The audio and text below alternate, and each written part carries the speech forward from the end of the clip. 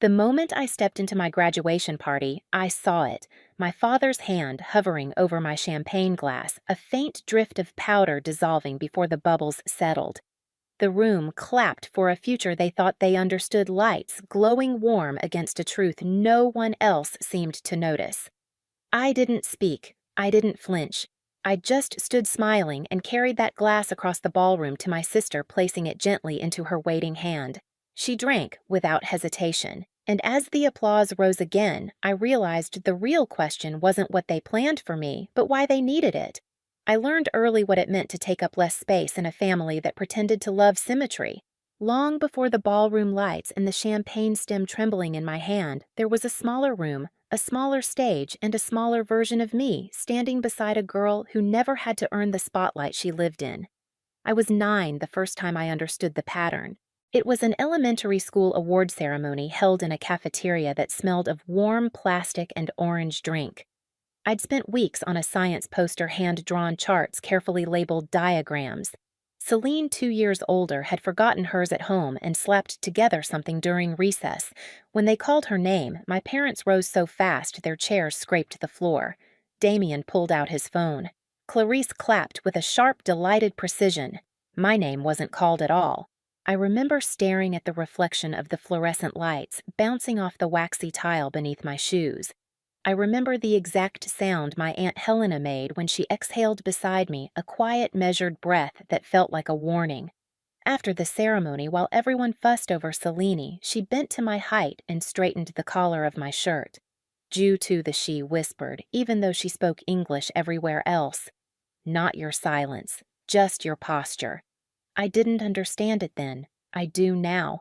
Years passed, but the script rarely changed. At 14, I placed first in a citywide math competition. Damien told relatives that Celine had been the one tutoring me. When I tried correcting him, Clarice's hand brushed my shoulder in a way that froze the rest of my sentence. "Don't make this complicated," she murmured, smiling brightly for the guests.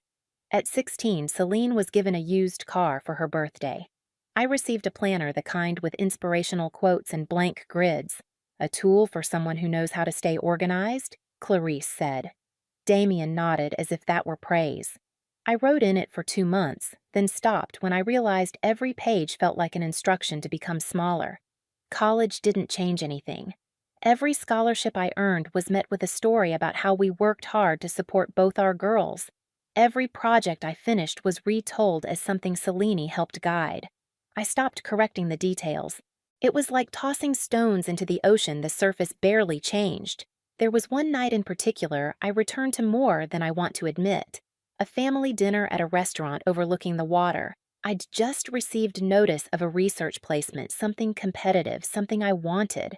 I waited for the right moment to share, timing my breath with the rise and fall of conversation. When I finally spoke, Celine interrupted halfway through to announce she'd been invited to a networking brunch. My parents erupted with admiration. My words hung unfinished in the air like steam before dissolving. Rowan, who'd come along that night, noticed. I saw their eyes flick to me, caught between sympathy and caution. They were the first person to ever say, "I saw that." Patterns don't emerge from grand stories. They come from repetition. The missed acknowledgments, the overwritten achievements, the practiced smiles, the way a room rearranges itself around one person's comfort. By the time I reached graduation, I didn't need anyone to explain my place in the family narrative. I'd been living in the margin for years. What I didn't know, what none of us knew yet, was how quickly a margin could become the center when someone finally stopped shrinking. The ballroom was loud enough to feel alive, but quiet enough for intentions to hide. I could sense the hierarchy the moment I stepped inside, who drifted towards Celine, who hovered near my parents, who offered me the polite nod reserved for someone technically invited but not essential to the room. I found my seat near the kitchen doors, the heat from the swinging panels brushing the back of my chair every time a server passed. A placement meant to look accidental. Clarice excelled at arrangements that didn't appear arranged. Across the room, Selene laughed at something Damien whispered to her. Their silhouettes were framed by the soft glow of the chandeliers, a picture so polished it almost convinced me it was real. I traced a fingertip along the rim of my water glass, steadying my breath, the way Helena had taught me: one measured inhale, one measured release. Then, the host called for a toast. Champagne flutes appeared like synchronized choreography. I watched the server set mine down, a clean, cold stem catching the light. I reached for it just as Damien moved in behind me. He didn't speak. He didn't have to. His hand hovered above my glass fingers, adjusting a fork that didn't need adjusting. His body blocked the view from most of the room, but not from me. I saw the small motion, the slight tilt, a faint dust drifting into the bubbles before dissolving, a ripple, a swirl, then nothing. He stepped back with the practiced ease of a man who'd done this sort of thing before, sleight of hand, sleight of truth, sleight of daughter. Clarice glanced over her smile, holding just a beat too long as if waiting for something to begin. I kept my posture, smoothed my dress once, lifted the glass without drinking. For a moment, the room blurred into soft shapes, gold-white movement, while the center of it sharpened to one truth: I wasn't meant to walk out of this night untouched. But I would choose how the story shifted next. I didn't drink the champagne. I let the bubbles settle while my pulse steadied into something almost calm. Across the room, Selene lifted her own glass in a half-hearted cheer, oblivious, glowing in the soft light, like she had been cast instead of born. Damien's eyes flicked toward me once, quick assessing, before he turned to greet another round of guests. Clarice followed his lead, her smile gleaming, her posture proud, the perfect mother in the perfect scene.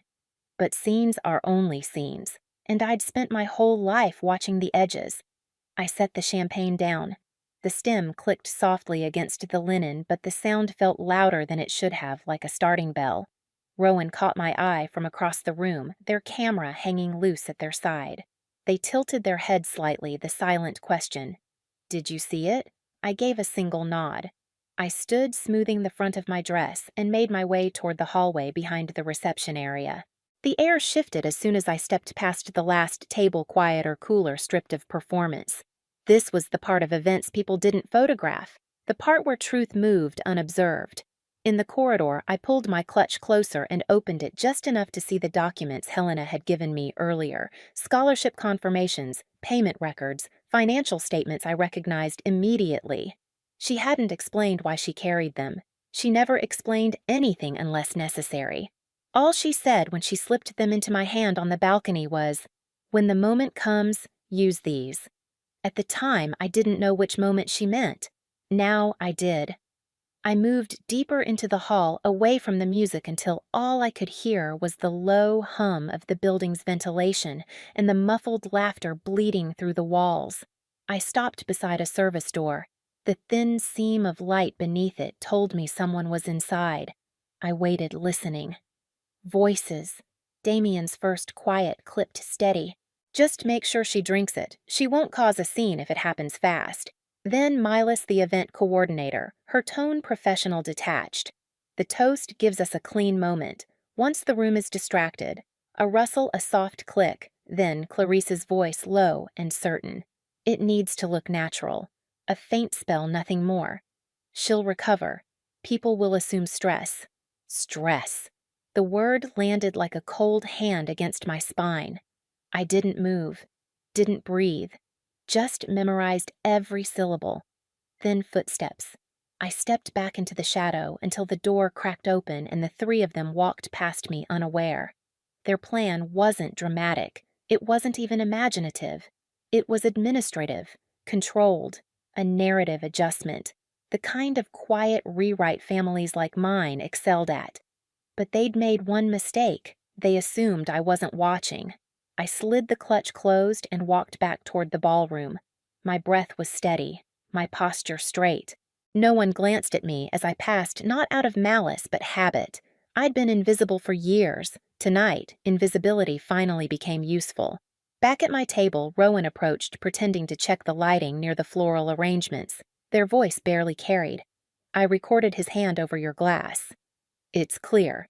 I didn't look at the phone they held, though I saw the reflection of a paused frame, the faint swirl in the champagne.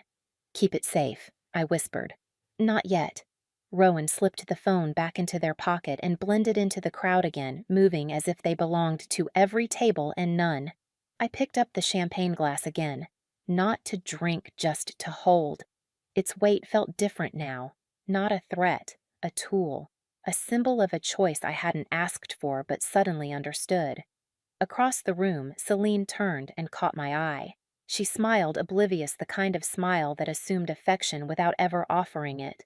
She lifted her glass a fraction, a silent toast to herself. I walked toward her through a sea of warm lights and colder intentions. "Yours is warmer," I said when I reached her table, offering my glass without a tremor. "Trade." She laughed lightly. "You and your details, Violet." She took it without hesitation. One switch, one moment, one gesture as gentle as returning a borrowed item. No accusation, no drama. Nothing to cling to and say she meant harm. Just a quiet correction, a narrative shifted back into truth. I returned to my seat and picked up the new glass. My breath steadied. My shoulders loosened. The ballroom continued its swirl of conversation and carefully curated celebration. Damien watched me from across the room, expression unreadable. Clarice touched his arm, whispering something I couldn't hear. But for the first time all night, I didn't feel small. I felt aligned. Because they'd built a plan meant to collapse me quietly. They hadn't considered what would happen if I let gravity fall the other way. The room shifted the way a tide does quietly at first, then all at once. Milas stepped onto the small stage, her sequined dress catching the chandelier light.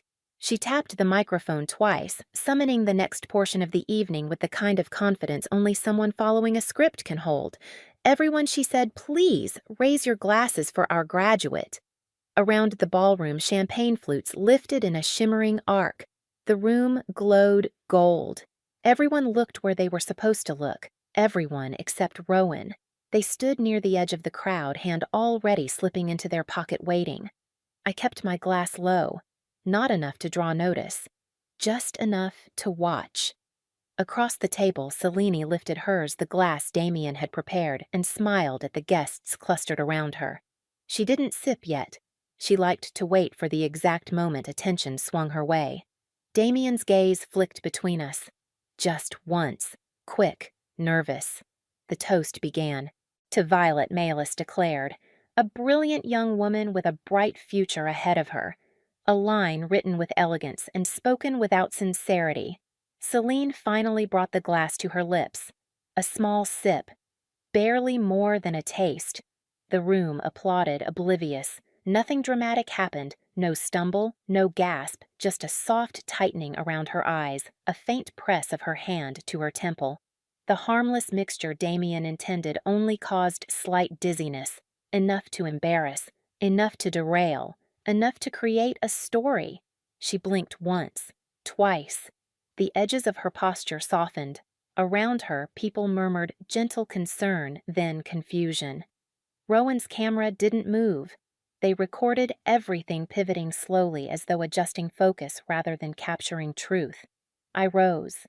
Not to help her, not to speak, but to walk toward the AV booth at the far corner of the ballroom. The technician inside looked up when I approached. He was young, nervous, and unfamiliar with the currents of our family, which made him perfect. "I need this played," I said quietly, sliding the USB onto the console. "Right now." He hesitated only a second, then nodded. His fingers moved. The ballroom screen flickered. The slideshow of curated family photos vanished. In its place, a still frame of Damien's hand hovering over a champagne glass. A hush fell so suddenly, it felt like the room had inhaled and forgotten how to exhale. The video played in silence, Rowan's recording clear and undeniable. The slight bend of Damien's body blocking the view, the tilt of his wrist, the faint powder dissolving into bubbles. Nothing exaggerated, nothing dramatic, just truth framed in gold light. Then the moment of the glass exchange, me standing smiling, offering it to Celine. A gesture so ordinary it became shocking under the magnified quiet. No narration, no explanation, just image and implication. Celine's eyes widened as she stared at the screen, realizing what she had drunk was not meant to harm her, but meant to humiliate me. The dizziness she felt made sense now. Her gaze snapped to Damien, searching for denial that didn't come. Clarice took a small step back, not toward her daughter, but away from what the room was beginning to understand. Helena stepped forward, then calm and deliberate, lifting the folder she had carried all night. "These are Violet's documents," she said simply. "Payments she made herself, scholarships she earned, records they've rewritten for years." She didn't raise her voice. She didn't need to. Whispers moved like a current through the crowd. Confusion cracked into recognition. Admiration shifted into suspicion. The image of our perfected family began to buckle under the weight of a single recorded truth. Damien opened his mouth, but whatever explanation he'd rehearsed evaporated before sound formed. I stood near the base of the screen, the champagne glass still in my hand. My voice, when it came, was steady. "You wanted a story," I said. "This one tells itself. No anger, no theatrics, only alignment." Celine lowered herself into a chair, breathing slowly, her face pale, but clear. Rowan stood beside her, offering quiet support. The guests stepped back, creating distance from the people they'd applauded minutes earlier. The chandelier light trembled across the glass in my hand. This was the moment the narrative finally shifted. Not because I forced it, but because they exposed themselves. When the last frame faded from the screen, the room softened into something unrecognizable. Conversations broke apart. Shoes shifted. No one knew where to stand anymore. I stepped away from the crowd, letting the noise settle behind me like dust after a collapse. Outside the ballroom doors, the hallway felt cooler, still, almost kind. I walked without urgency, my fingers brushing the edge of the clutch Helena had given me the documents inside, resting with a kind of anchored calm. For the first time in years, my shoulders didn't tighten when I breathed. My name, my place felt like something I owned, not something I had to defend. Celine's faint dizziness passed quickly. I saw her seated upright, drinking water clarity, returning to her expression. There was no anger in me toward her, only understanding. We had both lived in a narrative someone else wrote, though, in different roles. I reached the balcony overlooking the water, the same place Helena had pressed the envelope into my hand. The night air touched my skin cool and open. The city lights trembled on the surface below, scattering into quiet shapes.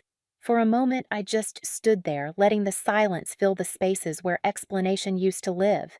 No triumph, no revenge, just distance from a story that had always been too small for me. Behind me, the ballroom hummed with the aftermath of truth. Ahead was nothing defined, nothing promised, and the absence of their script felt like the first real freedom I'd ever had. In the quiet that followed, I understood something simple. Freedom isn't loud. It's the moment you choose your own story without asking permission. If this resonated with you, stay with us, subscribe, like, and share for more stories where truth finally finds its voice.